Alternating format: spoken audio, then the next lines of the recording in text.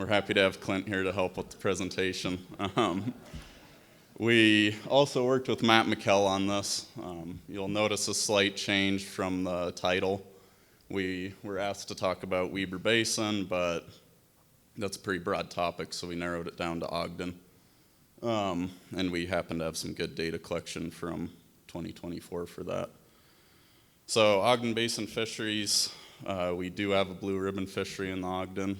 The main stem is considered blue ribbon, which is a Division of Wildlife qualification that basically says that we have good quality fishing, habitat, a good outdoor experience, and economic value. Additionally, we have some really pretty and nice, healthy streams in the Ogden Basin. This is the right-hand fork of the South Fork of the Ogden River, so it's right above the paddleboarding capital of the world. And if you're willing to make a couple-mile hike, it's a lot nicer than the reservoir itself when it's got a whole bunch of visitors. Unfortunately, we also have some problems in the Ogden Basin. So there's water quantity challenges. This is on the middle fork of the Ogden, and this is 2024, so right after a huge snowpack year, we're still getting severe dewatering below certain versions. And this is common on North Fork, Middle Fork, and South Fork, so pretty much everywhere above Pineview Reservoir we have these issues. And we also have severe water quality challenges in some areas. There's places that are okay, like Wheeler Creek, Main Stem, and North Fork all do pretty good. But South Fork, Pineview Reservoir itself, and Middle Fork have issues with things like dissolved oxygen temperature and nutrient loading. So this brings up a couple questions. One, how are the fisheries doing with these challenges? And two, have the water quality challenges affected biological communities and the ecosystem in general? So I'm going to turn it over to Clint to talk about the fisheries. Thanks, Tanner. Sorry. So we're going to jump into some of the most exciting stuff that you'll see right before lunch. So this is a lot of the work that when we first started the partnership a long time ago, it was a bunch of fish guys worried about and concerned about the river and the system and what was happening and part of the background of this partnership coming together. So our work on the Ogden is mainly using backpack electrofishing units, and they've got a lot lighter and a lot quieter over the last couple of decades. My wife says, Barney Rubble and Fred Flintstone were like my friends because I'm that old, but we used to have some pretty interesting ways to do this work, and now it's a lot more streamlined. So our efforts are to go and we put electricity in the water that temporarily stuns the fish. We collect them in nets, put them in live wells, and then we do lengths and weights on those, and we do 2 passes usually, and the depletion or the reduced number of fish in that second pass helps us give a population estimate. So what we're going to look at today, even though we have a modeled sculpin here as one of the fish species on the left-hand side, we're going to talk about brown trout, which is in that picture on the right-hand side, and cutthroat trout in the bodies of water. So we're going to start at the top of the kind of the top of the drainage on the North Fork of the Ogden. So you go up into Eden and up kind of north as if you're going to go over the divide towards Logan. This set of diagrams or this chart shows the population of Bonneville cutthroat trout in this little stream from 2000 up to just this last year when Matt completed this work. So you can see 2021, 2022 years that we had extreme drought, our numbers dropped way low, but after a couple of years of good water, this last year his population estimates are back up to about 1,500 fish per mile. So give you a little idea, from graph to graph, these numbers change. And the little whiskers away from the dots are confidence intervals. So that's plus or minus, 100 fish or whatever we work out. So the wider those whiskers are usually means we have lower confidence, or we didn't catch as many fish, and so our confidence is, we can say, 95% of our fish are within this range. So that, just to give you an idea of what we're looking at here.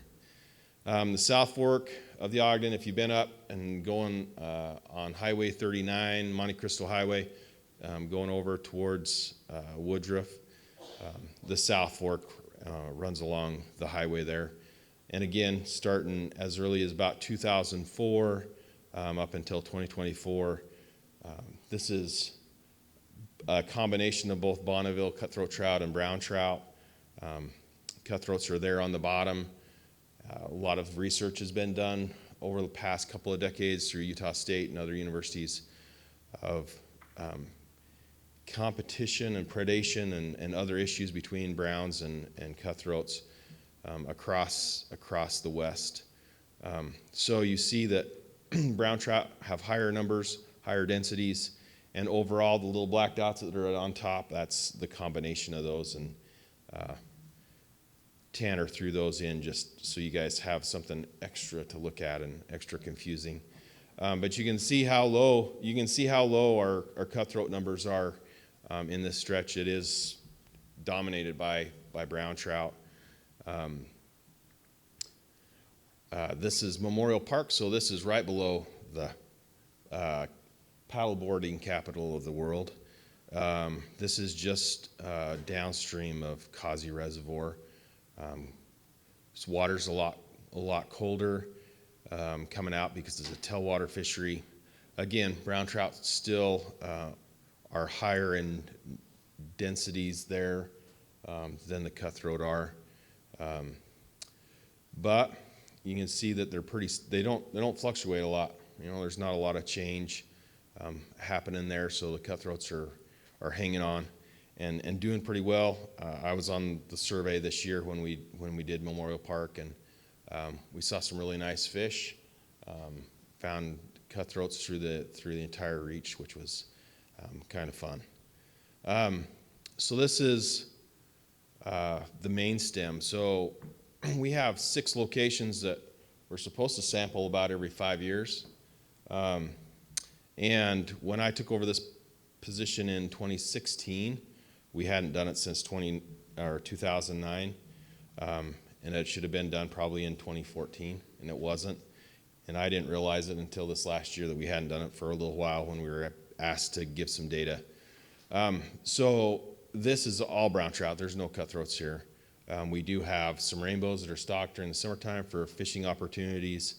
But basically our lowest location that we sample is at 21st Street Pond, and our upper station is at the Oaks Restaurant. Had some volunteers helping this year, and one of the guys mixed our first pass and second pass fish all together in a big bin so we don't have Wall Avenue there. I just dumped all the fish and let them go back into the river because there was no way you can tell 40 or 50 brown trout from first pass to second pass. So, and then the other side of the Indian Trailhead was under construction, so we will do that next year. But this is a combination of what things look like in 2009 compared to 2024. And other than a little change in the Oaks, part of that is due to I shortened our length. So our distance of shocking and electrofishing was about half of what it had been. But that also shows that we have reduced our number of fish.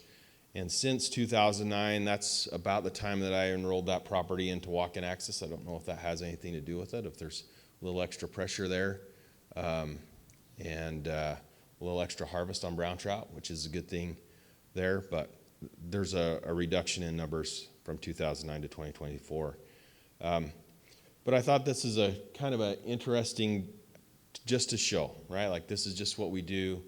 I think A lot of people think I have a really cool job, and I have an amazing job. I really do. I really love it and enjoy it. There's a lot of things behind the scenes that are also not so much fun, but to be able to present and show a little data here locally on the river that is part of the Weber River Basin, I thought was pretty interesting. So with that, I'll pass it to Tanner to finish up. Okay, thanks, Clint. So second question was about the biologic communities, and to get at that, we looked at macroinvertebrates because they're by far the most diverse group you're going to find in the river. And I should thank, for this part, we got some funding from Department of Water Quality and also from the, they changed their name and I can't remember now, but the old Endangered Species Mitigation Fund. SPA. What's that stand for? Species Protection Account. From the Species Protection Account. So thank you to those two groups for the funding, and we also had some good volunteers that come out and helped.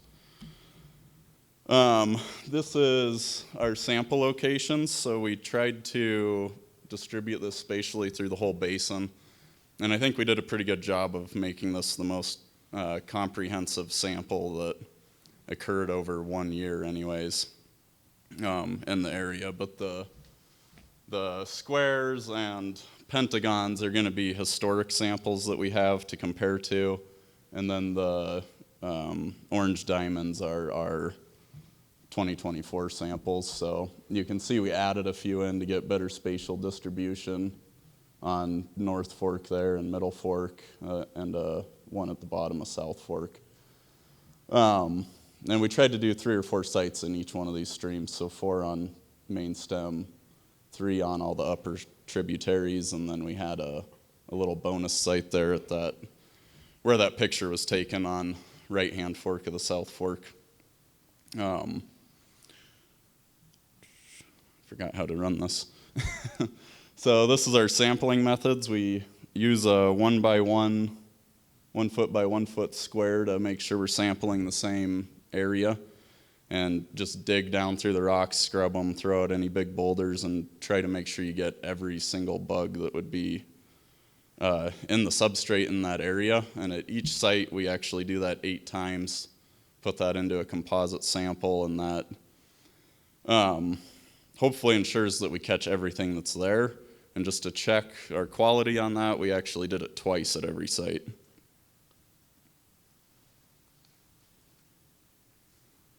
Brief results, they're a little bit anticlimactic because we haven't done the full lab workups yet. The samples are going to go to USU and get enumerated so we can actually compare these to all those historic samples that were on the map that I showed there. But we can say that we found several sensitive taxa throughout a lot of the reaches we sampled. So we caught salmon flies, salmon flies, which were part of the impetus for this because there was some anecdotal evidence that they may have been declining or even extirpated in some of these reaches. And you can also see a pretty incredible diversity of other macroinvertebrates in this sample. There's all kinds of caddisflies. If you look really closely, you could probably find some mayflies, and there's a couple cranefly larvae in there as well. So hopefully we'll get those samples run soon and be able to give a update on this in the future. But it looks like things are better than I would have expected and actually doing okay. The Ogden River seems to be pretty resilient to these quality and quantity issues that we're having with water. So what do we do now? I'm telling you guys, and Clint's stuff showed pretty stable data as well, that things are doing okay, but we know that there's still water quality issues and areas that are dewatered. And we intend to continue to work to improve those. We can do things like off-channel watering to limit nutrients in the stream. And we can implement bioswales to trap some of the road runoff and things like that. Where we can't make things perfect, the best thing we can do is improve passage so that fish can get to refuge from if a stream's drying up or if there's temperature issues or dissolved oxygen issues. Making sure that fish are able to move can alleviate that. So we'll end on a kind of a happy note that we actually implemented one of these projects this year. This is Dinsdale Diversion by Lauren Farr Park. The historic diversion was built in the late 1800s and had a pretty severe drop off of it. It also had these steel I-beams. I think there's about 10 of those across there that were significant safety hazard, trapped a lot of debris, and the diversion also, you can see it gets pretty close to the bridge there. Increased likelihood of flooding over the bridge. So the new diversion that we were able to work with Dinsdale Water Company to put in has a arch to help alleviate some of the gradient there, and then a secondary ledge here to help also soften the slope. So we were able to totally remove that drop. There's a low section that concentrates flow to improve passage during extremely low water, and we got all of those out of the river so people that are in the river either intentionally or unintentionally aren't getting hung up on rusty steel. So with that, we thank you guys for your time, and Clint and I'd be happy to answer any questions that you might have.